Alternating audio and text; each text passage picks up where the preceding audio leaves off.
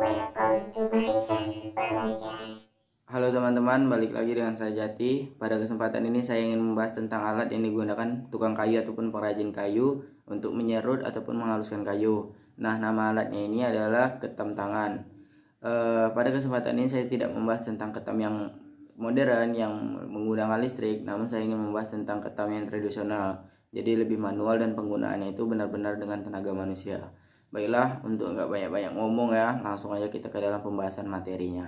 Buat teman-teman yang belum tahu bentuk ketam tangan atau ketam manual itu seperti apa, jadi gambarnya itu kayak gini. Oke, langsung kita ke dalam pembahasan. Dikutip dari tentangkayu.com, ketam kayu manual sudah sejak lama menjadi alat utama pada proses pengerjaan kayu, berfungsi untuk menghaluskan permukaan kayu setelah keluar dari kiln dry. Begitu banyak jenis dan bentuk alat serut manual ini dan fungsinya pun bermacam-macam. Nah, buat teman-teman yang belum tahu kiln dry itu apa, bakalan aku jelasin nih. Kiln dry atau kiln kering sendiri pada dasarnya merupakan istilah yang digunakan untuk menunjuk ruangan yang bisa mengatur suhu, arus udara, hingga kelembapan dalam ruangan.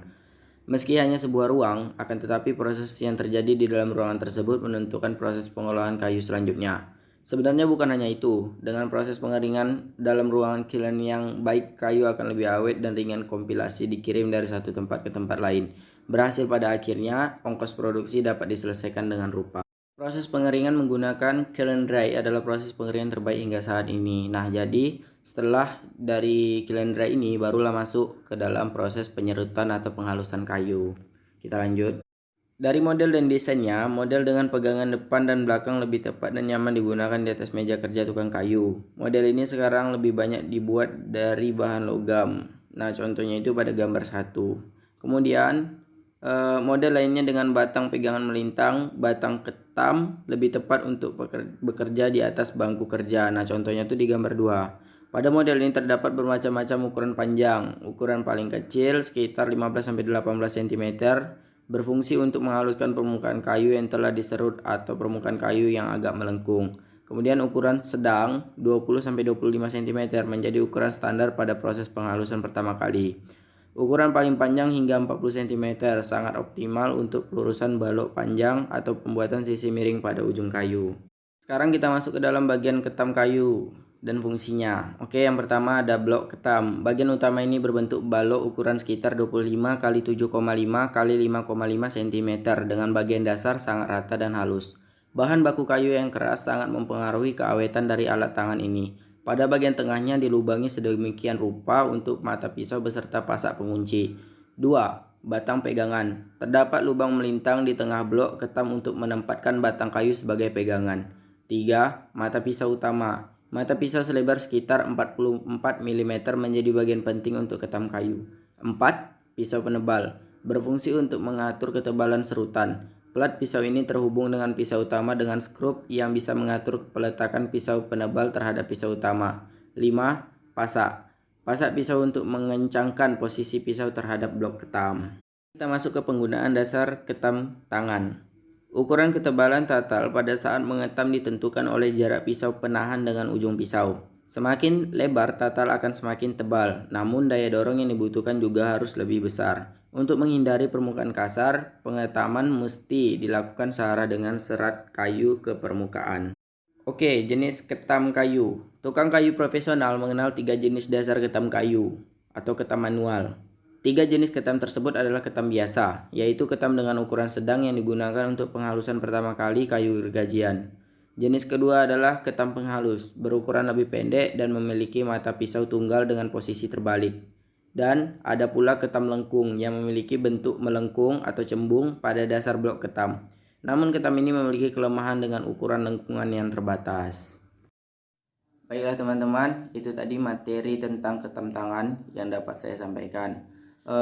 Selanjutnya akan saya tampilkan video bagaimana cara menggunakan ketam tangan. Silahkan kawan-kawan simak.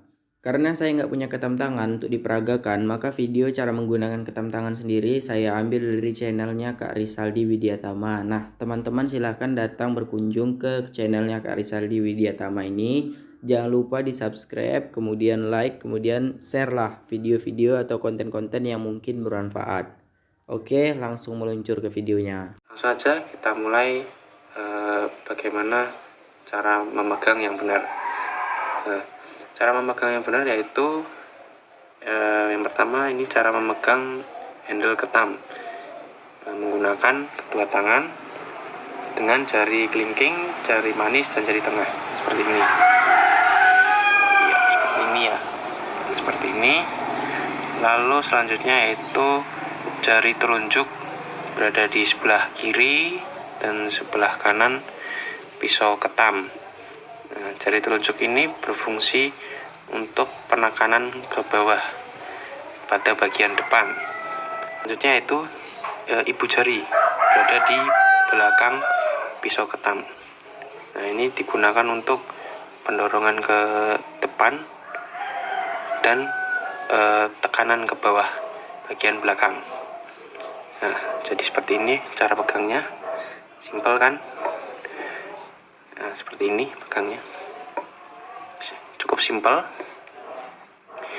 Tidak muluk-muluk.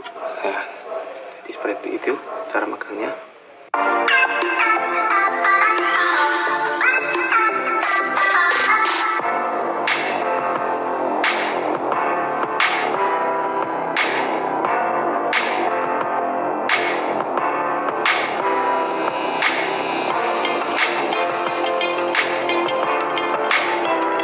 Baiklah, itu saja yang dapat saya sampaikan pada kesempatan kali ini. Semoga video yang saya sampaikan ini dapat bermanfaat bagi teman-teman sekalian. Apabila saya ada salah dalam penyampaian ataupun penampilan video ini, saya mohon maaf, dan apabila ada kritikan, saran, silakan komen di kolom komentar. Terima kasih.